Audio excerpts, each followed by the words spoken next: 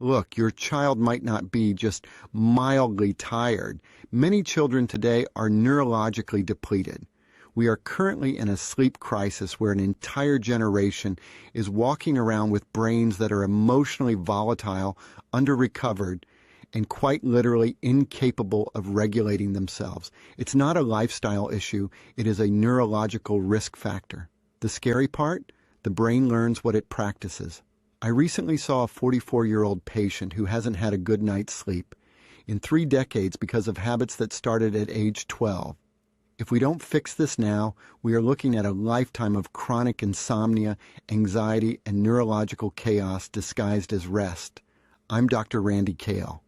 Today, I'm giving you a 5-step formula to restore your child's brain health and sharing a perspective most parents miss. Your child's anxiety or focus issues might actually be a brain regulation problem. Let's look at how we can fix the foundation tonight. So let's start with a simple truth that most parents already know, but to be honest, we often avoid enforcing. Children and teens today are profoundly sleep deprived. I'm not talking about being mildly tired or needing a little more rest. The reality is they are neurologically depleted. And while schools, schedules, and stress all play a role, here's the thing. One factor towers above the rest, and that's screens in the bedroom and the absence of firm, consistent limits. So you see, this isn't just a minor lifestyle issue. It is actually one of the most significant neurological and emotional risk factors facing kids today.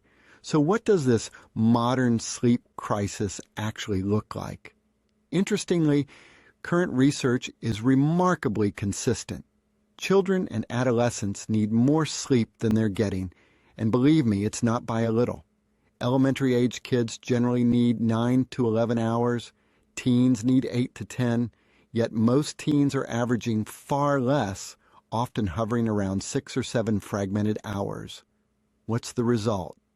A generation walking around with brains that are under-recovered, emotionally volatile, and neurologically stressed. You have to understand, sleep is not simply rest. It's when the brain organizes memory, regulates mood, and resets stress physiology.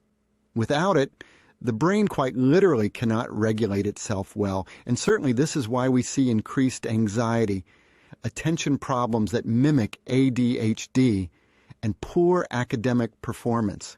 In other words, poor sleep doesn't just make kids tired. It makes life harder for them and certainly for you. Now let's talk about the elephant in the bedroom, screens. Let's speak plainly here. The single greatest disruptor of healthy sleep today is unrestricted access to devices, televisions, phones, gaming systems, actually anything with a screen. When these devices live in the bedroom, 3 very predictable things happen. Bedtime gets delayed. You know how it is. Just a few minutes becomes 2 hours. Sleep becomes neurologically disrupted. That blue light suppresses melatonin and fragments deep sleep. And this is the big one. The brain never fully powers down. It stays on call all night for notifications. This isn't sleep. It's neurological chaos. But here's the long-term risk that most parents don't see coming. What concerns me most as a clinician is that these patterns become entrenched. A 10-year-old who can't wind down becomes a 16-year-old who can't sleep without a phone. Just this week, I spoke with a 44-year-old woman who has had a TV in her room since she was 12.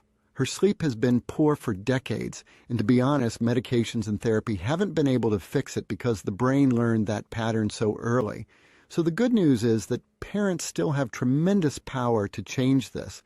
And certainly you don't need a complicated plan, you just need a consistent one. Here's a simple 5-step formula to fix this. First, get the screens out. This is the single most important step. Expect resistance, but hold the line anyway. You're protecting their brain. Second, establish a wind-down time. The brain needs about an hour to shift gears. Third, set a consistent schedule. Yes, even on weekends. The brain thrives on rhythm. Fourth, create a sleep-friendly environment. Cool, dark, and quiet wins every time. And finally, hold the line with calm confidence. It isn't their job to set these limits. It's yours.